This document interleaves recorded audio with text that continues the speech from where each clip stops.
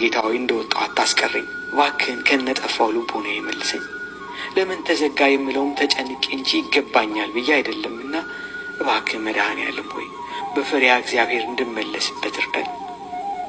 ያን የጠፋውን በግ እንደተሸከመው እኔንም ተሸክመ መልሰኝ እንጂ አትተወኝ። ያን ጊዜ በዋዛ በፈዛዛ ማሳለፌን ረስቼው ዛሬ እንደዋዛ መግባት ሲሳነኝ ፈራሁ፣ ደነገጥኩም። ትችቴና ነቀፋይም የመጨነቅና ወደ አንተ የመቅረብ ብቻ አድርገው ውሰድልኝ እንጂ ጌታ ሆይ አትቀየመኝ።